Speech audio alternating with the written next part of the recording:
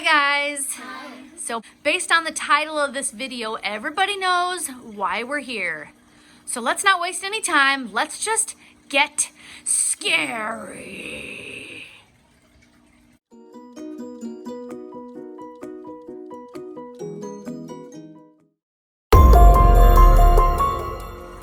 Now, just like last time, I'm only gonna tell you things that really happened that I can't explain. I'm not gonna make anything up. I'm telling you because this really happened and it scared me. Ready? Okay. I was in a huge house by myself and Grandma had come to visit me. She brought her suitcase and she flew in to where I was living, and I went and picked her up from the airport and I brought her and her suitcase back to the house, and she put all of her stuff upstairs, and then we decided we would go out for dinner. Grandma had paid for dinner. We came back and decided we would go out for the night, go out to the casino and have some fun. So when we got back from dinner, her wallet had just disappeared. Both of us remember in the house, we walked inside the house and she set her wallet on the table in the dining room. And then we went around our business and do what we needed to do before we headed out for the day.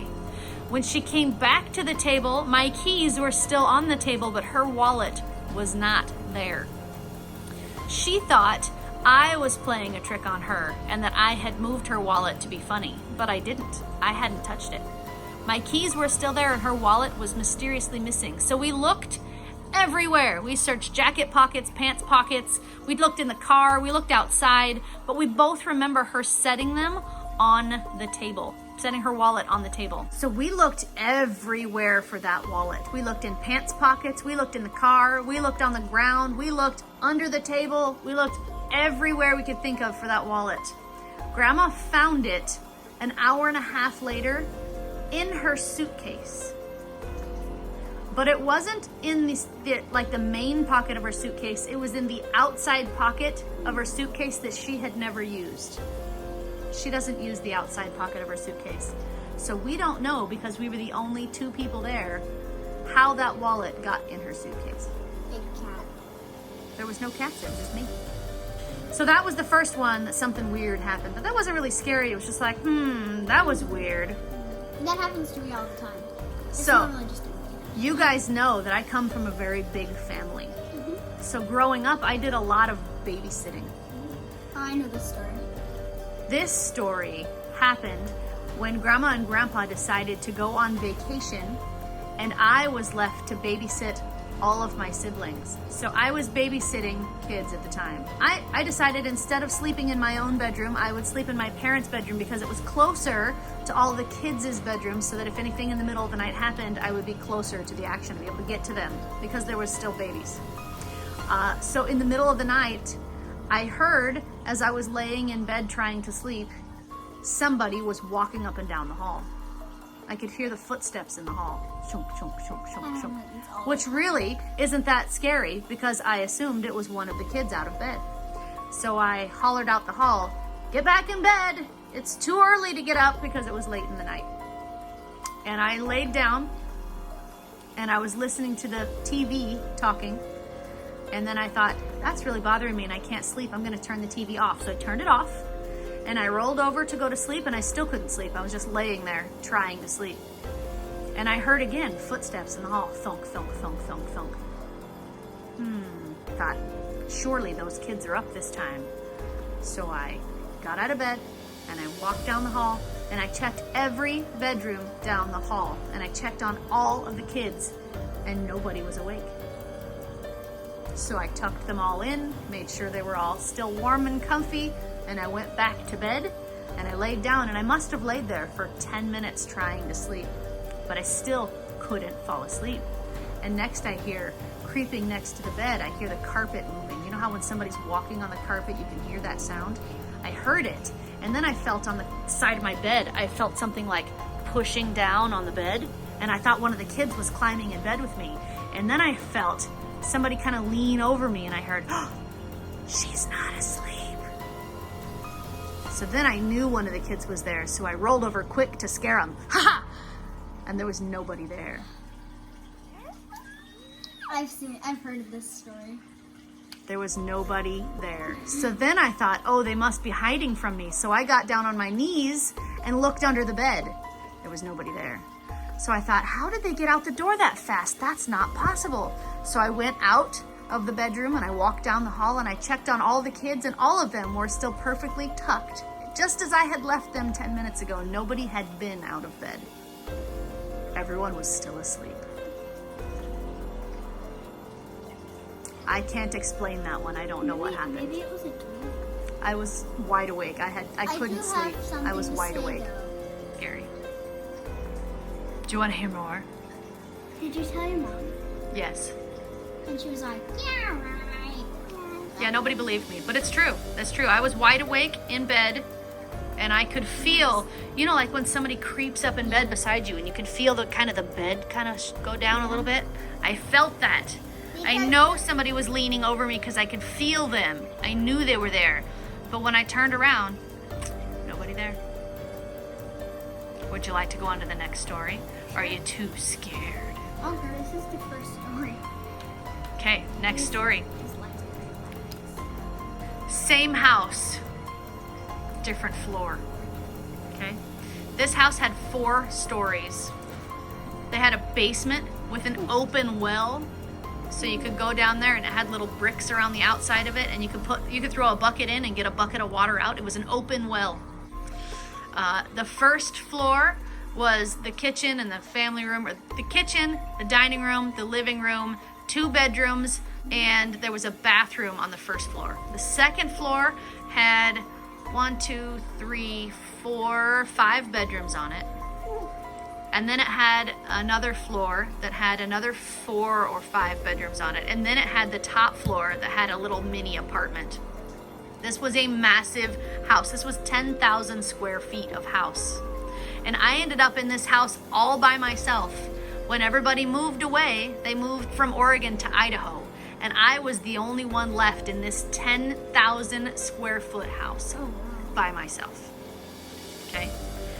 And one of the times that I was there by myself, there was nobody else in this house. It was just me. I was laying in my bed, falling asleep, and I had the music playing because I always had music playing. And I could hear upstairs somebody was dancing. I could hear like the ceiling, the floor above me was creaking to the music. I could hear them dancing upstairs. But there was nobody in the house but me. The house that we lived in was built as a train depot. It was the hotel for the train station that was across the street. So when the trains would come in, the hotel would liven up. People would come in to stay at the hotel. There was lots of times when I was trying to sleep. I would be almost asleep or almost ready to wake up, and I would hear the train come down the tracks. You could hear how heavy it was, and it was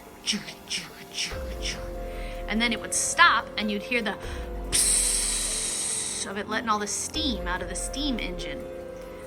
But there was no tracks.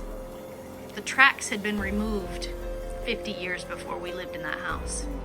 There was nowhere for trains to come from. Yep. Daddy heard that when he came to visit me one time. Yep. Daddy heard the train. There was also plenty of times while I lived in that house that I could hear kids running up and down the hall and giggling and laughing at each other. But I was the only one there. Scariest story yet. Are you too scared? Are you ready for it? Yes, I'm ready. Are you sure? Yeah. Okay. Scariest story yet. You guys brave enough for this? Maybe. Okay. I was at the house with a family friend. Everybody else was asleep. Nobody else had yet moved out. The house was full. Everybody still lived there. But I was the only one awake with a family friend. The 2 of us were trying to figure out a project together, and we were laughing at each other, and we were talking about things that were related to the project that we were trying to accomplish. We were not in any way telling each other scary stories or attempting to scare each other, right? We were only making pants. That's what we were doing, okay? We walked past one of the rooms in the house, and it was a sunroom that was on the front of the house, and it had glass doors. It had wooden doors with glass panels, right? All the way down the door. This was a really old house. All the way down the door with glass panels, and they closed French door style. So there was 2 doors that faced each other, and you had to open both of them to go in. Make sense? So we walked past this room, and that was the room where the sewing machine had been kept. We weren't using a sewing machine, we were just sewing by hand. But I walked past that room and made a comment about how we could use the sewing machine, but there was already somebody in there. And I flicked my hand to the side to point at the little wooden rocking chair that was in the corner with a doll sitting in it. There was a little doll with curly hair that was sitting in a little Victorian dress, sitting in this wooden rocking chair in the corner of the room. No, it was a doll, like a porcelain doll. Oh. But like one of the old Victorian looking porcelain dolls. And I said to him, we could go use this room, we could go use the sewing machine, but this room's already taken. And I was just kidding, but I was like, there's already somebody in there. And he said, what? Who's in there? And I turned my head to look, and there was no rocking chair. And there was no doll sitting in the corner. They weren't there. And I saw them clear and plain as day, 1 second. And the next second, they were gone.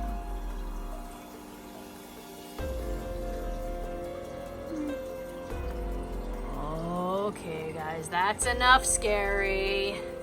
Let's go back to normal. Hit the regular lights. Okay, enough with the scary nonsense. We have to make our smarty pantses calm down for a little while before bedtime so that nobody has nightmares. Was anybody too scared? No. You were too scared? Which one? Because there was kids there, and then you felt like this, and everybody was. Oh, that was the scary one? I thought the last one was the scariest. To me, when I actually experienced all those things, the scariest one was the doll that disappeared, because I thought it was a doll, and I didn't say the doll was a life-size doll. It was like a huge doll that filled up it was big. Okay, I thought it was like a tiny one. No, it was a big. It was like a big dolls. I thought it was a doll, but it was the size of a small child sitting in this chair. Like as big as me. That's the one that scared me the most when it happened. But all of those things really did happen. And this is only part 2, guys. I have lots more stories to tell. So if you guys are brave enough, stay tuned. But for now, I need to let my smarty pantses chill out for a while before bedtime. So, I feel like this is pretty good. Thumbs up for me. This channel strong. Share it with your friends. And good night, YouTube. See you tomorrow. You want to subscribe? Please subscribe now. Please touch it. Poof. Mom, let's watch something happy. okay.